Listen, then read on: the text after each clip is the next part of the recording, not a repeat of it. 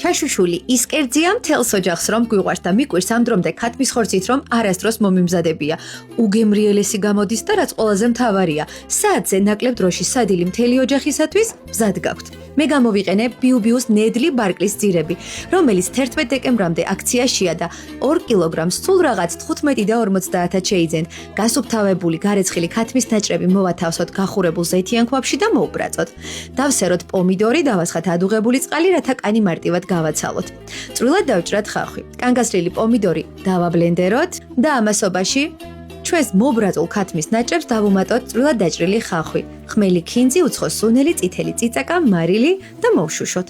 ამ მასას დავამატოთ დაბლენდერებული პომიდორი და 1 სუფრის კოვზი ტომატ პასტა.